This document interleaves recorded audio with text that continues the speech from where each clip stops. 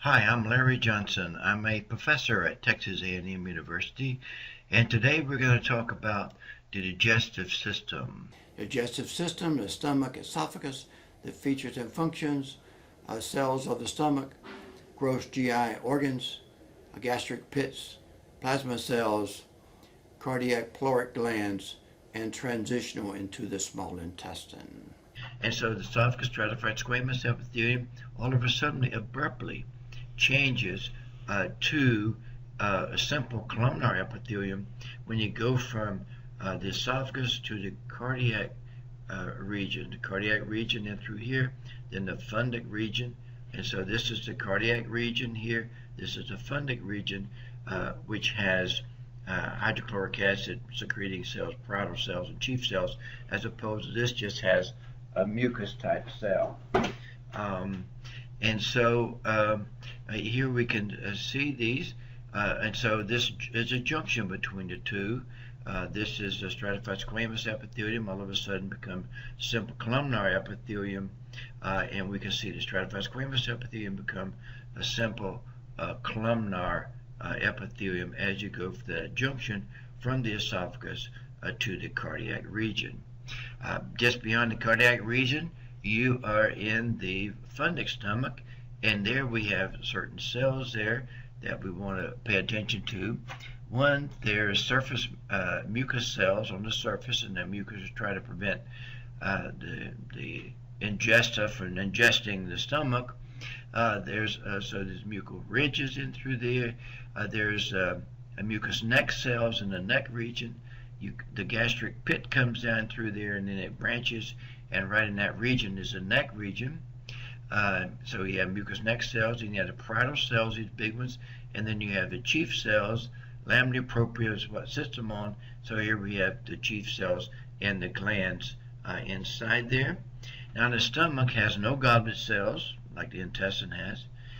It has no brush border because its absorption is not its main role, and it has no villi. So these are gastric pits. They are not intestinal villi. In this dog, we can see the stomach, we can see the intestine, the esophagus coming down, we can see the liver. Here's a little bit of a diaphragm. This is the backbone, as we can see. So in the fundic stomach, we have these projections in here, pachycircularies that project up through there, and then you see these gastric pits. You see the gastric pits in through there, and there is muscle is run by nervous system, and so they're actually ganglion cells. So these are cell bodies that are located in the Auerbach's plexus and muscularis externa, and then also in the Meissner's plexus is located in the submucosa, where it regulates the muscularis mucosa.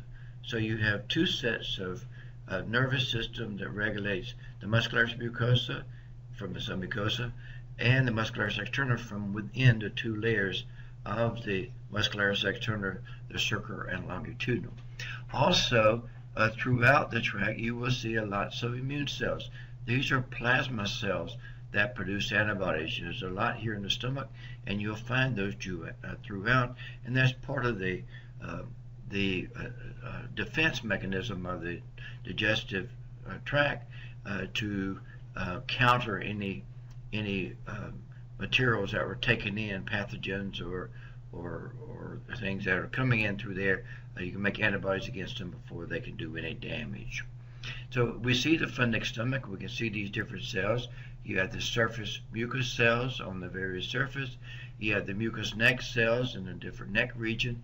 Here you see parietal cells, but this is the mucus neck cells in through here, which are located right in this region. And then there's your chief cells, these tall cells with these big granules, and then you have the parietal cells. The parietal cells with H&E is very red. There's a nucleus and a lot of cytoplasm associated with it. These are parietal cells that we see there that produce hydrochloric acid. The other cell type is the endoendocrine cells. Those are the cells that produce hormones, and they have granules at the base, and usually red granules, and that's what we're seeing there at the endoendocrine cells. But if you look at this with toluidine in blue, you can see those cells very nicely, but they're very dark granules of the hormones that are inside there. Could be serotonin, could be different things that are located in there, but you can see that these cells are sprinkled throughout these glands. And this is in the stomach, and we see the parietal cells. You see the mitochondria through there, as opposed to the chief cells, where we see these big droplets. But now we see the argentaphon cells, which has the granules. There's this mucus, and these are the granules. And the granules are at the base because they're discharged in the lamina propria. And so here we can see those intraendocrine cells with the granules at the base. We see the chief cells with the big droplets to discharge in the lumen, and we see the parietal cells. These are nice big parietal cells with a big nucleus, lots of cytoplasm, and they have the secretory canaliculae. That is, the lumen is project down deep within the cells. And so here we can see the parietal cells, the big cells, and this happened to be in the mucous neck region. This is a mucous neck cell. You can see the mucus there of it. You can see the mucus here as well. Parietal cells right next to the mucous neck cells, mitochondria in the parietal cells, and you can see these secretory canaliculae that is running through there. And if you look at the stomach with Fundic stomach with the PAS staining, which stains for carbohydrates, you can see the surface mucus cells are very PAS positive. Also, the mucous neck cells, as we see right in this neck region, the mucous neck cells are PAS positive. There's also parietal cells, chief cells, and enteroendocrine cells in there someplace for us to be able to see. Now, if we look at parietal cells, you can see the secretory canaliculae. That is the projection of the lumen into the cell itself, as you can see, as we saw before. And you can see that here. You can see the light areas here in these parietal cells. Mitochondria you can see in there as well. And so these are the endoendocrine cells again that are in the stomach as well as the intestine. Well, they're in the intestine too. We'll see later on. And this is surface mucus cells. You can see the mucus droplets on the surface with the toluidine blue, and the mucous neck cells, which have some mucus right. So this is the gastric pit, and they branch, and this is the neck regions that we see. The surface mucus cells again, we can see those with H&E, with PAS for standing for carbohydrate. You can also see the basement membrane of these cells as too. These are the nuclei and the cytoplasm, and you can see the little droplets of surface mucus cells, which is the same as what we see at electron microscopic view. Simple columnar epithelium with mucus at the very end. These are the endoendocrine cells, also called argentaphon cells, and these are the chief cells again, which produce pepsinogen for them, and we can see the argentaphon cells, which are the same as these, as we can see in the chief cells. And so we can see the big granules in the chief cells.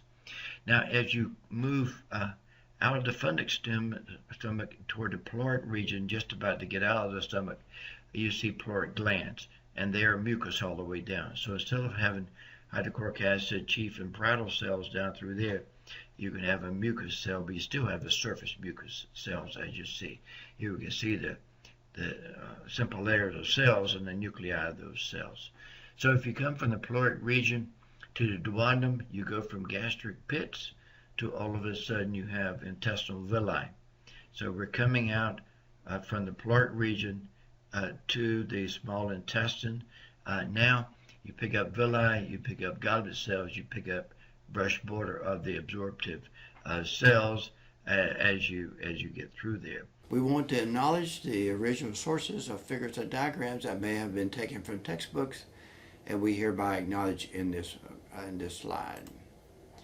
This is the end of the digestive system, the stomach esophagus, features and functions, cells of the stomach, the gross GI organs, gastric pits, plasma cells, cardiac and pyloric glands, and transition into the small intestine.